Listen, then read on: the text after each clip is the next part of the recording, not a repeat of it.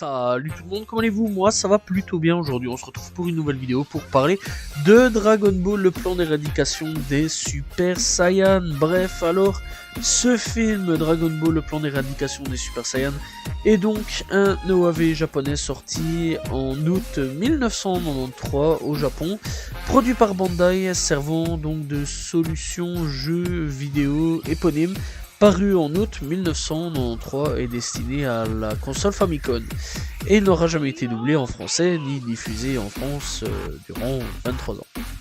Voilà. Jusqu'à ce qu'en 2010, et ouais 2010 quand même, il a fallu quand même quelques années, et bien le film soit repris en un court métrage de 20 minutes dans le jeu Dragon Ball Racing Blast 2, qui sera finalement doublé en français en 2018. Et ouais, donc ce film là est donc sorti en 93, voilà, et reviendra en 2018 totalement sur une nouvelle refonte graphique, etc. Donc plus en HD que à l'ancienne version que beaucoup de gens aimeraient retrouver, puisque bah, c'est vrai quand même que c'était super bien animé à ce niveau là. Bref, donc ce film ZORV nous raconte un petit peu quoi. Alors le film raconte la vengeance, nous raconte donc la vengeance du docteur Reichi du peuple Tsuful. Et ça fait plaisir parce que les Tsuful, on en parle très rarement. La seule fois d'ailleurs où on entend réellement parler des Tsuful à ce niveau-là, beaucoup plus en détail, c'est réellement dans Dragon Ball GT. Bref, ces derniers ayant été donc accueillis par la Terre Tsuful sur leur planète avant donc, avant donc de se rebeller, d'exterminer tous les Tsuful. Et ça, donc, c'est les Saiyans qui viendra à les éradiquer à ce niveau-là. Donc dans l'ensemble, c'est pas très cool à ce niveau-là. À la base, c'est donc deux peuples qui vivaient ensemble. Les Saiyans ont pété un câble, ils ont décidé d'éradiquer les Tsuful. Bon, si on suit bien Dragon Ball, c'est à peu près tout ça qu'on comprend.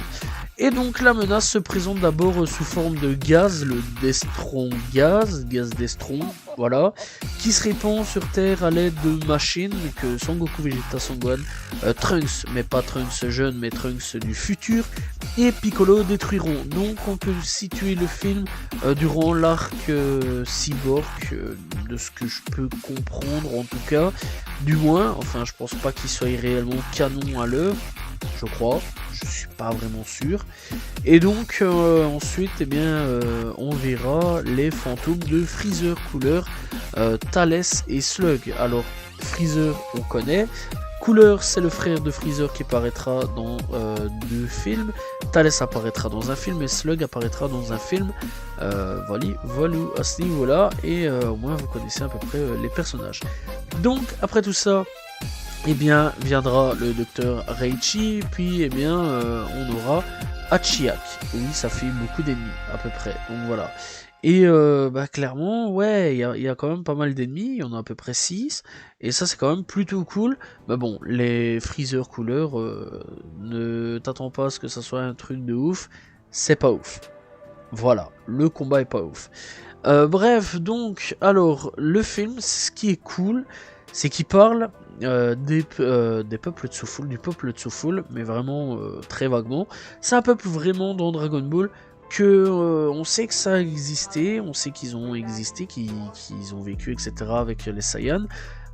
Et dans l'ensemble, on sait pas grand chose sur eux, mis à part qu'ils avaient la technologie, puisqu'on apprend donc que le Dragon, le truc là pour pouvoir voir un petit peu le nombre de points de force, etc. que Vegeta avait donc au tout début de Dragon Ball. Alors je sais plus c'était quoi le nom, mais c'est pas grave. Donc voilà, le détecteur de force, on va l'appeler. Donc voilà que Vegeta avait son petit détecteur de force où il y a un célèbre même. Bien, c'est le peuple de Tsuful à la base qui l'ont construit. Toute la technologie Saiyan que l'on connaît, c'est le peuple de Tsuful qui l'a construit tout simplement. Et ça c'est un truc de fou. D'ailleurs dans le film Badak, on voit aussi le peuple de Tsuful, une évolution un peu chelou du peuple de Tsuful. Donc dans l'ensemble, c'est quand même plutôt cool. Là aussi, on en parlait légèrement du peuple de Tsuful, avec donc le père ou le grand-père, je dirais plutôt le grand-père ou l'arrière-grand-père de Freezer. Et voilà, ça c'est quand même plutôt cool aussi. Bref, on apprend quelques petits trucs via les films au niveau des Tsuful, mais sans plus. J'aurais bien aimé, avec avec donc le temps, un arc sur Let's Fall. Je pense que ça aurait été très intéressant à ce niveau-là. Ce film le traite un petit peu, Dragon Ball GT le traite un petit peu, les épisodes sur Badak le traitent un petit peu, mais pas trop non plus, quoi. C'est fort dommage à ce niveau-là, parce que j'aurais quand même bien kiffé à ce niveau-là ce traitement au niveau donc donc de la part de Akira Toriyama. Malheureusement, Akira Toriyama nous a malheureusement quitté, il faut le savoir. Donc voilà, paix à son âme bien sûr. Mais j'aurais quand même bien voulu que Akira Toriyama fasse réellement donc tout un arc sur Let's-Fall, ou peut-être Toyotaro, si je me trompe pas au niveau du nom, fera peut-être tout un arc sur Let's-Fall. C'est un peuple vraiment, on sait qu'ils ont existé, ils ont vraiment une culture importante, etc. C'est eux qui ont apporté énormément au niveau donc technologie pour les Saiyans. Et malheureusement, c'est un peuple qui n'a pas énormément d'importance dans l'univers Dragon Ball, sachant en plus quand même qu'ils sont importants dans l'univers Dragon Ball, puisque c'est eux qui ont apporté toute la technologie. Bref, alors au niveau de ce film, on va quand même en parler, parce que c'est vrai quand même que ça fait à peu près 15 minutes que je te parle des Let's-Fall, etc. C'est un film qui dure 20 minutes, enfin non, je dirais pas 20 minutes, je dirais plutôt une demi-heure, 29 minutes pour être un peu plus précis. C'est un film, ça va quoi, niveau HD, etc. C'est pas mal. C'est un film qui casse pas trois pattes à un canard à ce niveau-là. Voilà, même à ça, j'ai aussi un petit peu à bégayer.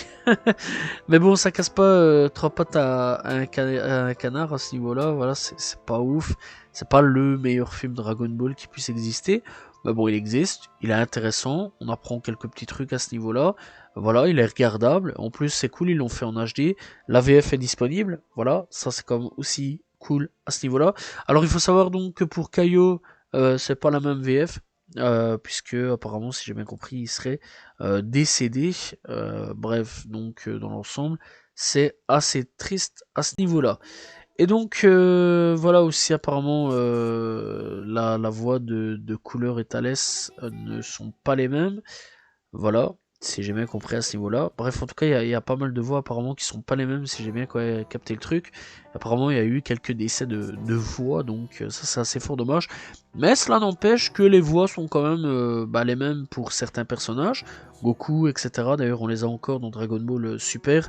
Voilà, c'est quand même plutôt cool. Et il y a d'autres voix mais avec le temps, malheureusement, ils sont plus là, ou alors ils avaient d'autres choses, ou sont décédés. Voilà, donc ça c'est assez fort dommage. L'animation, vu que ça a été une refonte graphique en HD, etc., elle est pas mauvaise. Voilà, je pense que j'aurais peut-être kiffé l'ancienne animation, parce que c'est vrai que l'ancienne animation, je la kiffe assez bien. Voilà, mais après dans l'ensemble, voilà, c'est pas mauvais, il n'y a pas vraiment de trucs dégueulasses ou coquesses. Personnellement, j'apprécie assez bien l'animation. Bref, donc que dire de plus? C'est un animé qui est pas non plus oufissime. Au niveau du méchant, c'est pas un méchant vraiment marquant, je trouve. Tel que, par exemple, Thalès m'a beaucoup plus marqué à l'époque. Broly m'a marqué fortement, je pense que ça a marqué beaucoup de monde, hein, d'ailleurs, Broly. Couleur m'avait marqué aussi sur pas mal de choses. Slug m'avait marqué aussi sur 2-3 petits trucs, pas non plus énormes avec Slug.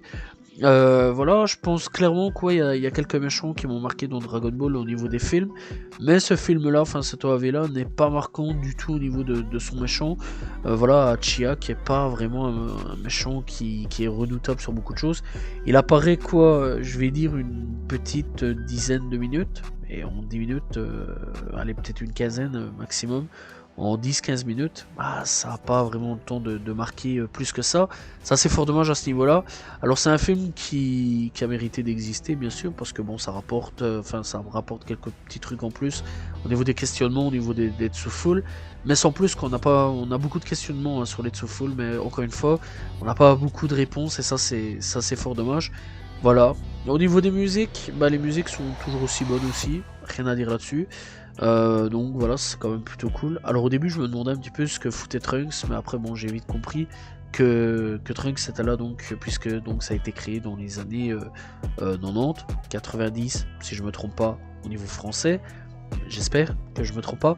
Et donc ouais, à ce niveau-là, j'ai pu comprendre donc que c'était à peu près entre l'arc soit Cell Game ou soit l'arc Cyborg. Donc dans l'ensemble, ça peut se coordonner, mais enfin bon, c'est encore une fois pas canon du tout à l'univers de Dragon Ball. Ça, il faut le savoir. Donc c'est pas vraiment un film très important, pas canon à l'univers. D'ailleurs, je pense pas vraiment qu'il y a des films, énormément de films Dragon Ball qui sont canons à l'univers, voire pas du tout, voire aucun, je sais pas du tout. Peut-être les Dragon Ball Super, faudrait que j'aille checker à ce niveau-là. C'est à peu près comme One Piece, hein, il n'y a pas beaucoup de films, enfin, il n'y a pas énormément de films canons, malgré qu'on peut certains les placer ou autres. Donc voilà. Et à ce niveau-là, bah, dans l'ensemble, bah, regardez-le, il est disponible en tout cas sur YouTube, si vous voulez aller le voir. Vous tapez donc le plan d'éradication des Saiyans, il est disponible en VF et en VO. En tout cas, bah, que dire de plus? N'hésitez pas donc à aller checker ce film, malgré que ce soit pas le film le plus oufissime du monde, il existe et il est présent, et bah pourquoi pas si vous ne l'avez jamais vu, pour le voir au moins une fois, malgré que bon, le méchant encore une fois est pas vraiment marquant sur beaucoup de choses, mais c'est un film toujours sympathique à aller voir, et c'est un film Dragon Ball assez sympathique par rapport à Dragon Ball Evolution, ça il faut le savoir. Bref, en tout cas, j'espère que vous avez apprécié cette vidéo sur Dragon Ball, donc le plan d'éradication des Saiyans. N'hésitez pas à vous abonner, liker, commenter, partager. Quant à moi, on se retrouve demain pour une nouvelle vidéo, très prochainement pour parler d'un nouveau film. Salut tout le monde, ciao ciao.